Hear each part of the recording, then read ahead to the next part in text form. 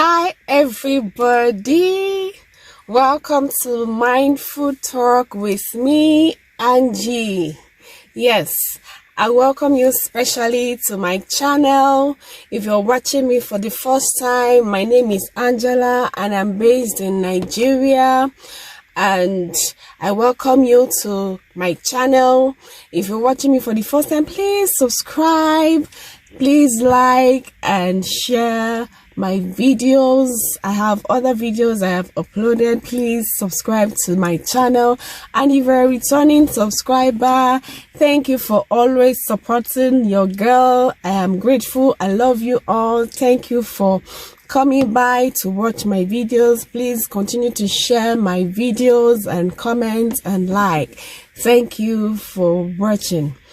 It's been a rainy day, but I want to keep the positive vibe today. Like, I want to keep the vibe positive. I do not want the weather to affect me or anything I do today. So hence my mood, hence my excitement. I want to be happy today because this weather is doing me somehow, but no, I am happy. I'm a happy person. Positive affirmation. I continue to be happy, be productive. I am beautiful, I'm intelligent, and so you are. So in this video, I actually thought to share with you guys something I've noticed about myself for a very long time. When I noticed it, I didn't really take it seriously, but now I'm beginning to, pay attention to it for a while now. And so I said, let me bring this aspect of, let me say, know a bit about myself to you guys to, know the little things about my person and, learn from this video too. So it's about how I perform in the midst of people around me. So back in my uni days, I realized that once I want to study or do things, especially tasks that I am not at the advanced level of it, maybe it's a task that I'm still at the basic or intermediate level of it, I don't perform it to the best of my to the best of my ability, to the best of my satisfaction, because I have people around me. Either they are watching me, they are observing me, or they are just around me. Once people are around me and I want to perform some tasks, not all tasks, I may not do it to the best that I would have loved to do it when I am alone.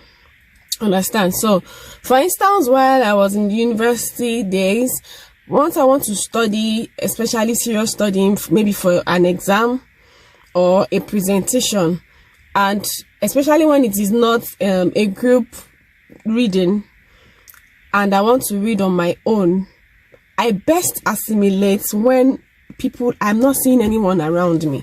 Like, most of the time I read in the middle of the night when all my roommates are sleeping, or I go to the library in the night. Yeah, they used to open our libraries in the night then. And I go to a corner where I know nobody will find me. And I will read and I will assimilate, I will understand, then I will be fine. And one thing I also did then was that I don't read for a stretch. Like, I don't read for a long hour at a stretch because I want to form a serious student. I just read, for a few times. Once I am okay, actually read maybe for like an hour, 1 hour, 30 minutes or 2 hours max. Then I leave because that's enough. At least it's not like I'm a dull student anyway. And I've been, of course, studying and getting ready for the exam or something. So I noticed that about me. Back to what I was saying. So in psychology, it is called, in my case, social inhibition.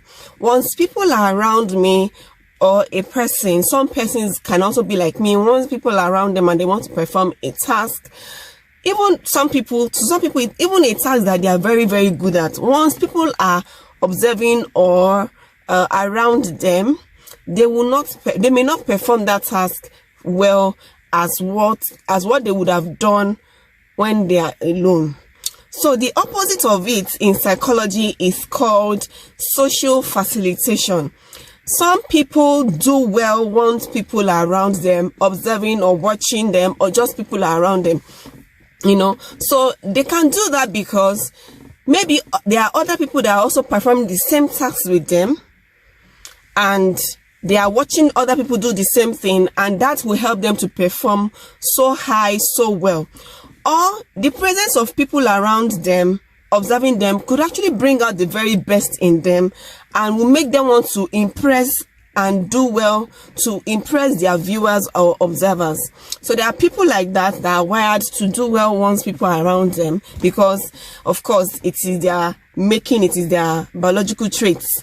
But for some people like me, it's not like in every case. So like if it is about singing now, or it's about making a presentation, that's something I'm very passionate about, I will not be inhibited while doing it. So if you give me a mic to speak to sing to millions of audience, I will sing it because it is something I am passionate about, something I love to do, and so I won't be inhibited. In fact, I will do so well at it. So there are some tasks that I may not do well because people are around me. So like I gave the example of when I'm reading and other tasks like that. So there are people like that. So how much have you discovered some things about yourself, even at the age you have gotten to? So we are employing parents, guardians to pay attention to their words, their children.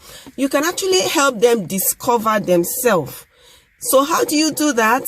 It's about the second thing I would like to share with you in this video, about conducting a personality test for yourself, for your children, for your siblings, your spouse, your colleagues, your workers and employees and whatever.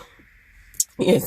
So how do you conduct a personality test for yourself? We have several personality tests, online personality tests that you can conduct for yourself and get the results after you've done it. It's just about searching for them online, answering the questions, getting the results, and know yourself the more. Mind you, if you conduct a test for yourself today, and you conduct the same test for yourself maybe in a month or 3 months or 6 months after, the results you get may vary from the one you got previously. And this is caused by situations, events, and happenings that you have experienced over time. So situations and environmental factors, things that happen around us, actually affect our personalities and how we can also respond to them afterwards. So let me go back to personality tests. We have several other personality tests online that you can conduct. They are free. It's just for you to search for them and do them online there and conduct them and get your results.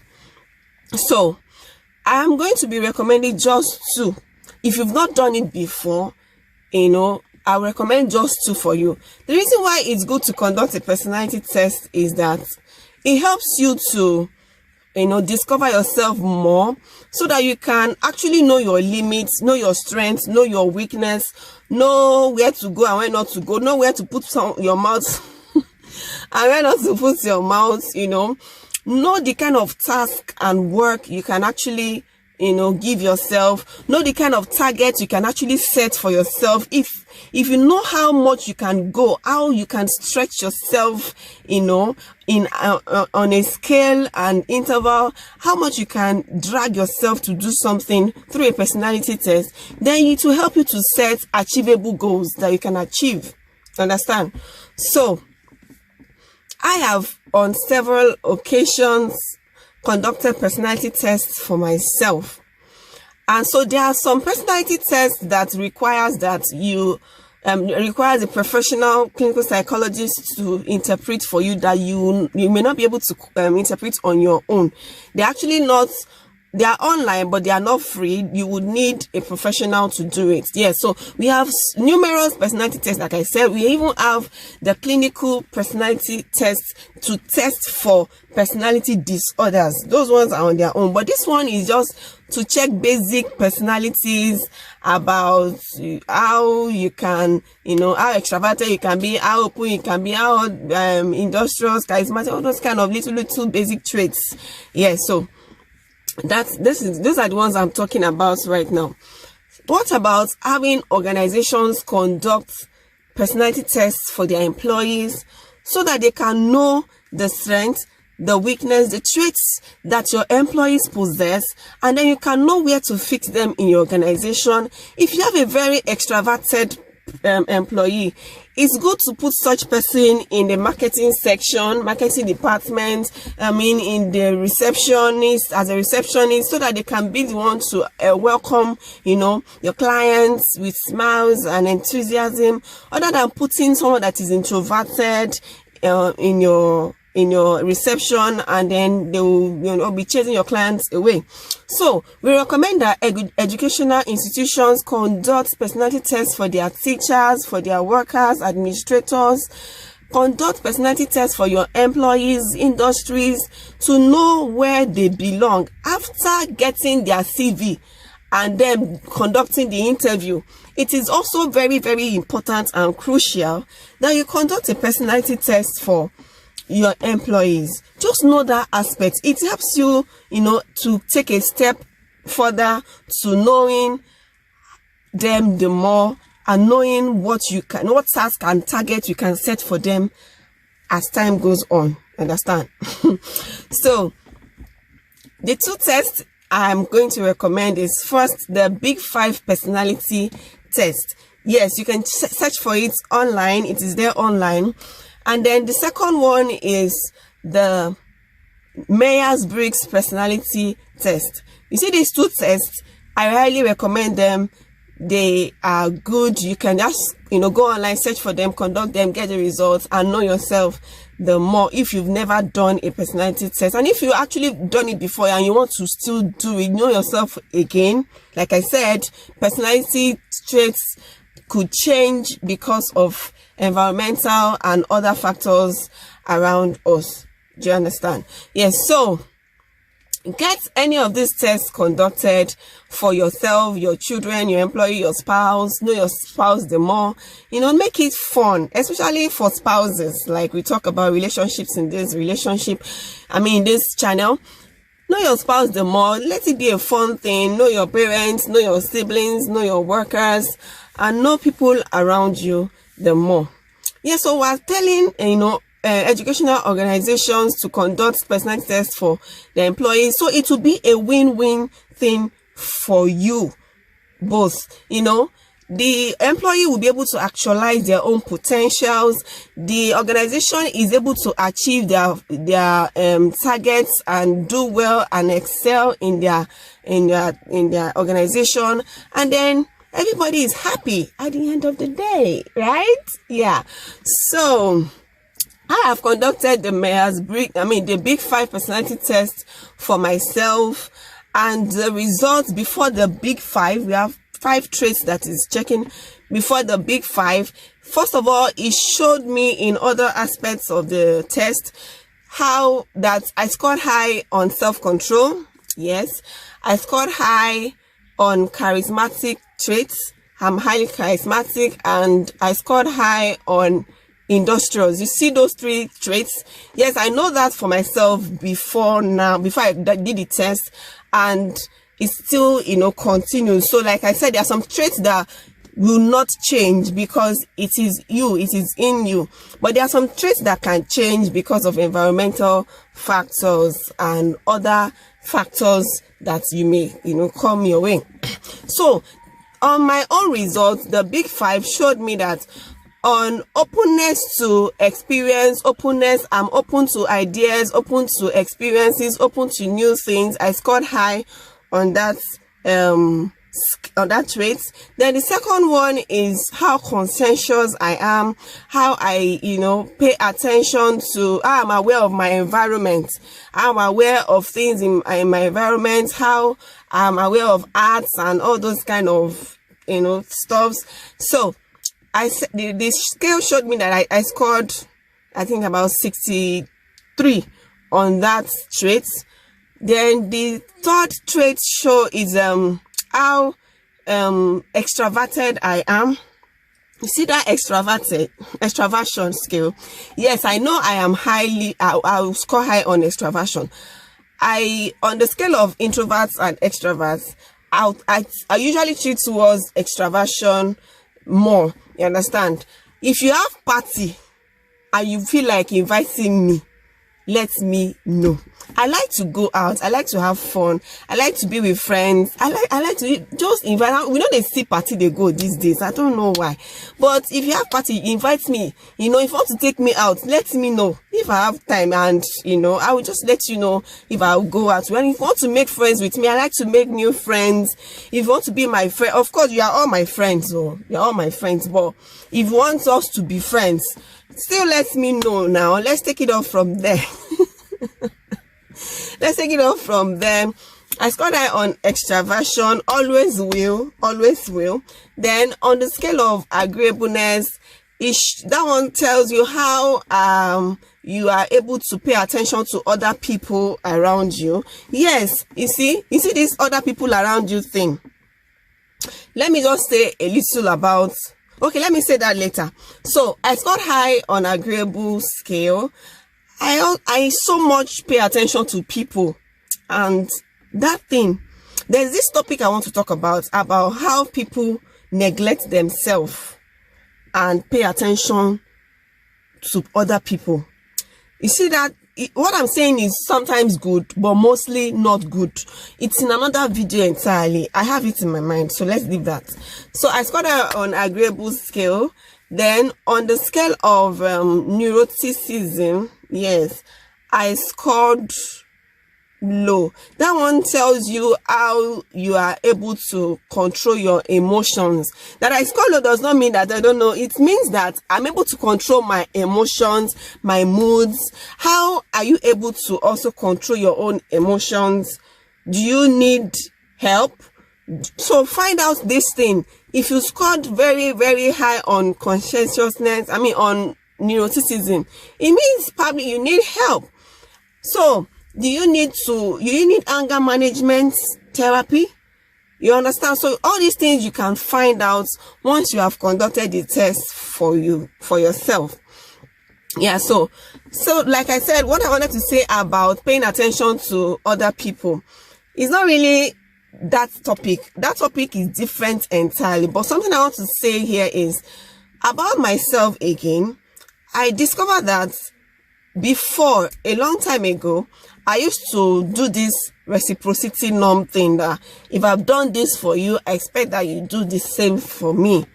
So that time it was really affecting me because I was so highly expecting, feedback from people. Once I've done this for you, I expect you to do the same for me.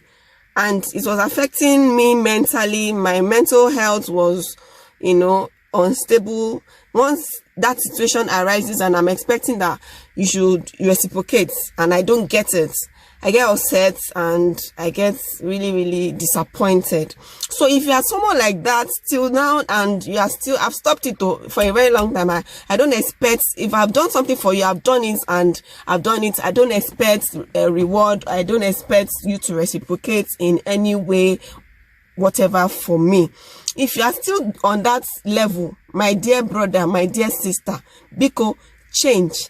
Do not expect people to, reciprocate a kind gesture, a reward. You do not reciprocate things back to you the way you give them or even more. Please, once you have done anything for anybody, let it go. In fact, just let it do like it never happened. If the person feels like reciprocating, sometimes, a lot of times when we want reciprocation from people and we don't get it, it doesn't necessarily mean that they don't want to reciprocate. It could actually be that at that time you need their help they are not able to give it because of factors that they could not explain.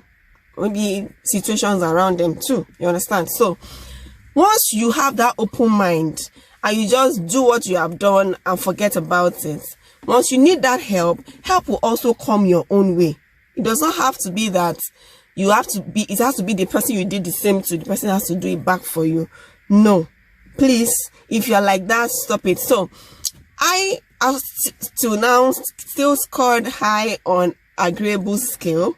I still, you know, sometimes on my own, when, you know, go out to care for people that I care about, and even people that I don't care about. Sometimes I might be walking on the street and I see something that I'm not palatable with and not okay with.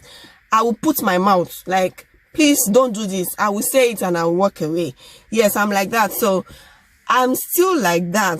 Sometimes I use it to my advantage. Sometimes I just do. Sometimes I ignore, depending on the circumstance and the situation. Anyway, make person no go do pass herself. So those are the, that was the result of my own test. So try and get a personality test done for yourself. If you want to share the results with us, kindly come back to put it in the description, in the comment section. Yes, so on the neuroticism scale, I said that it showed me how I was able to control my mood. You know, I've done a video about mood swings before, how mood swings can affect our relationships, what causes mood swings and what we can do about them. So if you've not seen that video, please, I'll put the link in the description box. See the video and learn about how to control your moods and your emotions. So I hope you have learned something from this video. From now, you can actually conduct an online personality test for yourself, your children, your spouse, your parents, your siblings, your workers, and, you know, your enemies. Don't mind me. So thank you for watching this video. I hope you like the video. Please comment, share, and like the video. Most importantly, subscribe to my channel and let's grow together. Thank you for watching. I'll see you very soon in my next video. Bye bye.